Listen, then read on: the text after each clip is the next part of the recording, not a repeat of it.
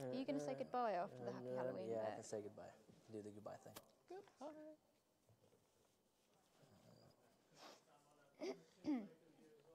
Pardon? Camera 2. Camera 2. Yeah, I'm scrolling up. Calm down. I'm never ready. Scroll too far. Where's it gone? Where's it Scroll gone? too far. No.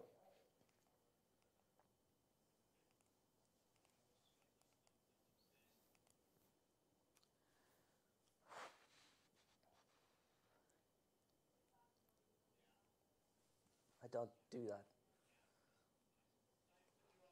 Did you want the sofa so we could have the arm up? That's why you wanted the sofa to begin with.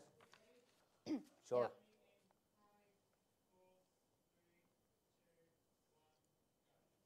Good afternoon. This is UCA News with Jenny Cole and Ola Bjerkavold.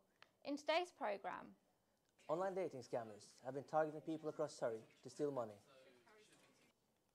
our ghost hunters Amber and Dan venture out into Farnham to see what spooky goings-on they discover.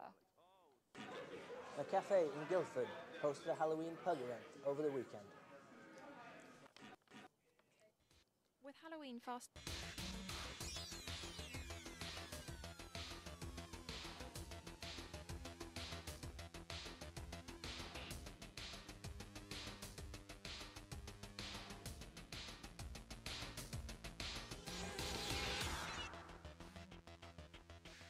If you're a visitor to Farnham, one of the first things you're likely to notice is that it's an old town with cobble streets and has a selection of high street and independent shops. But all that is about to change with a multi-million-pound scheme to bring the town firmly into the 21st century. In the first of our three-part special, we'll look at the origins of what some people say is the loveliest town of the century. Our reporter Sinead Brooks has more. Farnham, the town which is home to 40,000 people and even once home to the great William Cobbett, has been around for nearly 9 centuries. But with times changing and towns becoming more modern, does this little town need to change too? I think it would, if I'm honest, yeah. I think that that street development, I know, like we were saying, it has a lot of controversy attached to it in terms of will it or won't it go ahead and what will it be. You used to say about the broken window syndrome, the more things become derelict, the more sort of complacent people get about taking pride in their area, and it just gets worse and worse. So I definitely think they should rejuvenate that end of town. Samantha's family have lived in Farnham over a 200-year span.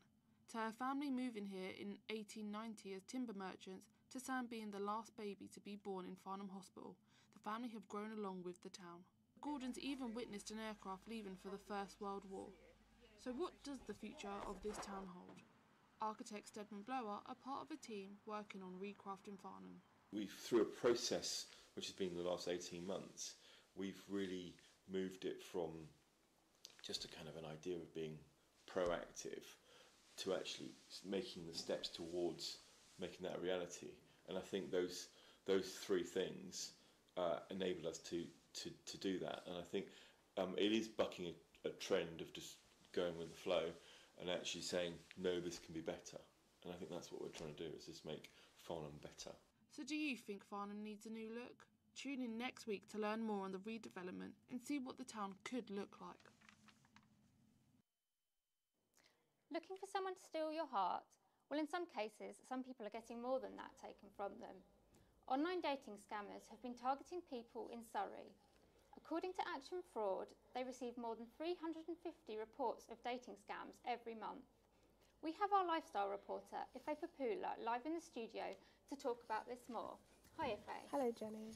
So who are the kind of people that these scammers are trying to target? All right, so victims of these scams will often be vulnerable men and women who are often quite older and wealthy. The typical scammer will usually claim that he or she is a US soldier looking to retire or trying to come over from a different country. The scammer will usually create an elaborate sub-story in order to appeal to, obviously, the victims, and make them feel sorry for them. So they will typically grill the victim, asking them a lot of specific questions, but will rarely reveal anything about themselves. And how many people are falling victim to these kind of scams? Well, nearly 4,000 people were victim of romance fraud, and almost £40 million was stolen from Brits in 2016. And here in Surrey, a woman in Caterham lost £1,400 after a man said he was serving a lieutenant and then conned her out of a further £8,000, which she thought was used for his travel. And then also a woman from Woking lost £150,000 to a man who said he needed it to move from the UK from Afghanistan. It's really frightening, isn't it, the numbers? Yeah. So what can people do to stop, getting conned by scams like these? Okay, so popular dating site Match.com and eHarmony have tips on how to spot scammers. So eHarmony says that the most important thing is to never send money to someone you've never met, and also take extra care when talking to people abroad. And then if they seem too good to be true, unfortunately, most of the case it is. And beware if they want to get you off the site immediately. And beware if they tell you they love you straight away. This could just be a way of them trying to emotionally manipulate their victim. And just because you're a man, do not assume that you are safe. And have you spoken to any of the dating sites? What are their responses to this problem? We have reached out to various, but many have been unable to comment. Thank you very much, Ife. Thank you. Lloyd's Pharmacy are set to close 190 of their branches across England due to the continuous cuts to the NHS. There are currently more than 20 stores across Surrey which offer additional services such as vaccinations and blood pressure tests. So if large corporate companies such as Lloyd's are feeling the pressure, what about the independent stores? Farnham has a handful of independent local pharmacies, and our reporter Emma Woodgate went out to see how they are coping under the pressure of NHS cuts. Pharmacies across England are under pressure every day from NHS cuts, but it's the independent pharmacies that are struggling too and are vital to local communities. Not only do they dispense prescriptions, but they also provide additional services such as stop smoking advice and flu vaccinations. Layley's Pharmacy in Farnham has definitely noticed more pressure since the rising NHS cuts. It's definitely got a bit more competitive now. If you're not getting enough customers through the door, or patients, sorry, if you're not doing enough prescriptions, enough items, and if you're not kind of trying to differentiate your business to kind of keep that business, and it's definitely going to be a threat to you. Members of the public believe that community pharmacy is important. They work very well for us. Yeah. And Phyllis and I, we belong to the local one just across the road, which isn't a chain. But brilliant. You just ring them one day and give them what you need. Within 2 days, they've delivered it to your door. They provide advice. They very often have more varied stocks containing things that you can't get in the large chains. So, in the future, could we be seeing less of these and more of this? This is Emma Woodgate reporting for UCA News.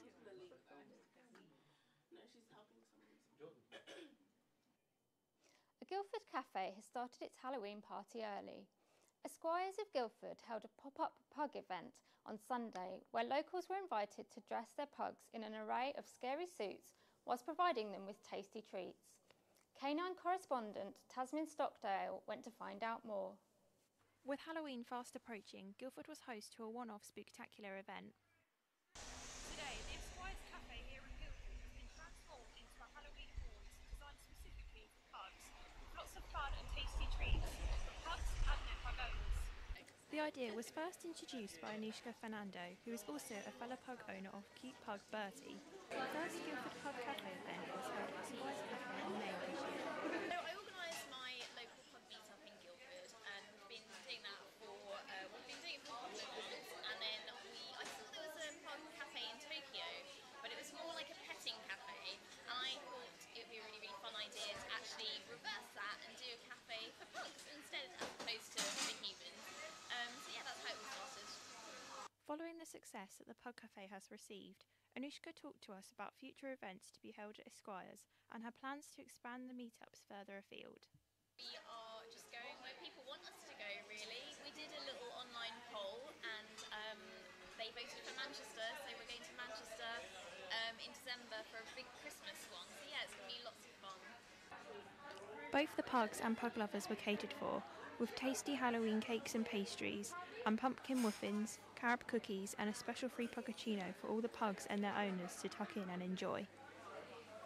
Yeah, we thought it'd be really fun to do Halloween, and it had been 6 months since we had first come to Guildford, so we thought it would be a really fun thing to do. But yeah, it's been great working with Nikki at Esquire. This has been Tasmin Stockdale reporting for UCA News. Well, that's made me really want a pug. Ola, what are you dressing your dog up for Halloween this year? I'm thinking a pumpkin, because he's a fat little one, so that'll fit right in. What are you going to dress yours up as? I was thinking of maybe a vampire, because, you know, he does sometimes bite, so that might be pretty good. Yeah. All right. Moving on to sports. Chelsea ladies maintained their 100% record since their move to Kingston. The Yeovil ladies were the visitor this weekend and felt their 6-0 defeat. Crystal Dunn, Eni Aluku and Karen Kearney all scored twice. After the game, we spoke to Kearney. Chelsea ladies have picked up where they left off before the international break, with a 4th win in a row, and scored 6 without a reply for the 3rd time this season against struggling relegation side Yeovil Town, to remain above fellow rivals Manchester City. Emma Hayes was asked what she was most proud about on the day. That we displayed another clean sheet again. You know, that's what we pride ourselves on, but also that players can come into the team and produce a performance. We were 4-0 up in 20 minutes, and that's not easy against any opposition. You know, that's hard to maintain that throughout, but the team are working collectively together to make sure that we are the most difficult team to beat this season. Lots of positives. We changed formation at the beginning of the week. Unfortunately, we've had players away on international duty, so we haven't had that time to work with the players on the training ground as much as we want.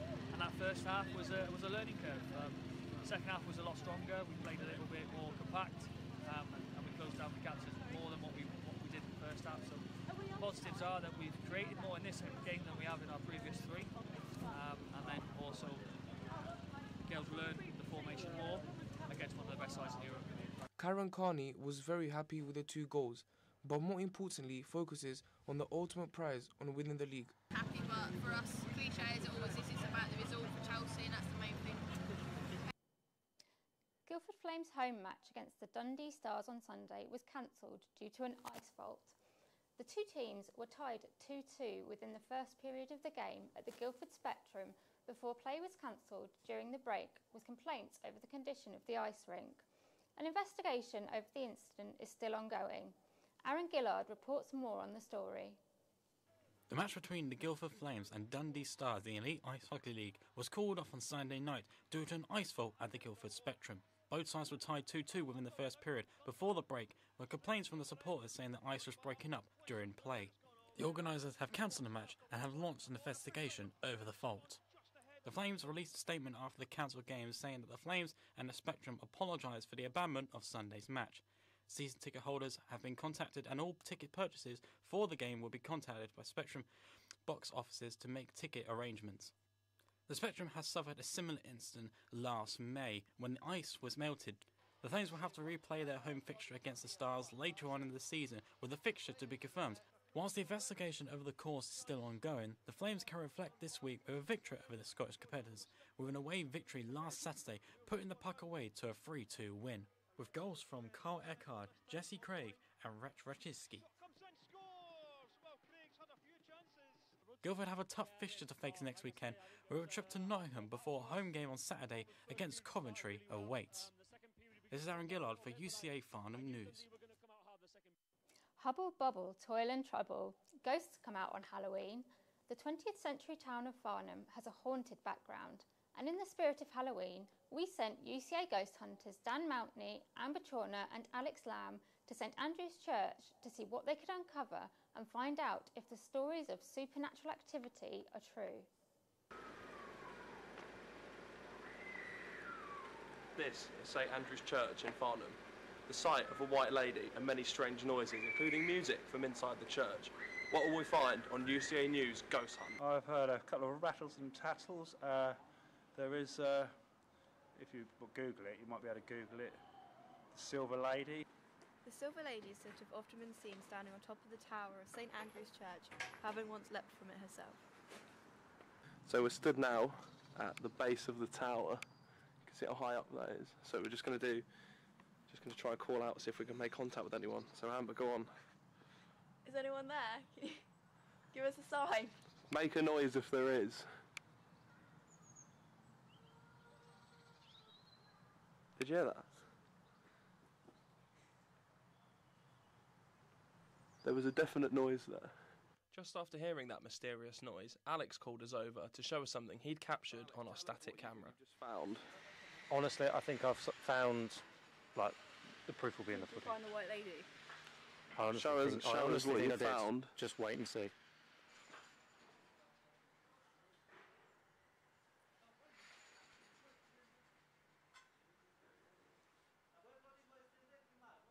What are we looking for, Alex? Oh, that little shadow. Is that what you saw? Oh, what is that?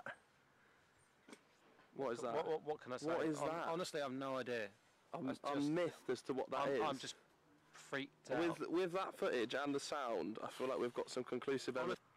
So, there have been rumours that the church has been playing music and people have been hearing voices and sorts of things when the church has been shut. The doors are locked, no one to be seen in the area. So we're going to have a look and investigate it ourselves. So, can we get them to play some music? Can you hear that? Yeah, I think I can. Is that music? Sounds like it. That's music. Are you Well, sure it's locked? I've been round and checked the front. There's a locked door. As you can see, there's like a bricked up door here. You can hear it. That's got to be coming from inside, surely. We've seen some weird things. We've heard some weird things, and you've seen the evidence. But what do you think? St Andrew's Church in Farnham, haunted or not? That's all from us at UCA Ghost Hunters.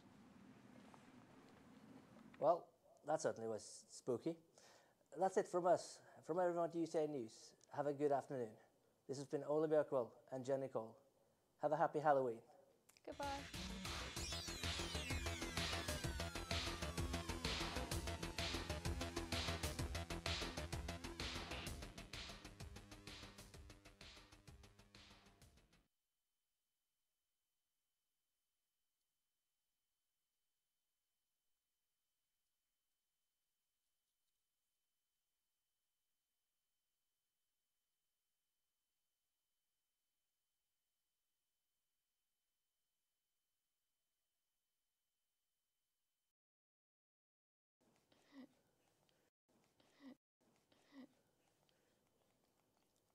I'm never ready.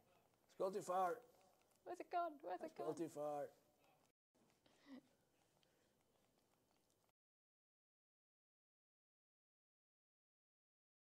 It's hard to maintain that throughout, but the team are working collectively together to make sure that we are the most difficult team to beat this season. Lots of positives. We changed formation at the beginning of the week. Unfortunately, we've had players away on international duty, so we haven't had that time to work with the players on the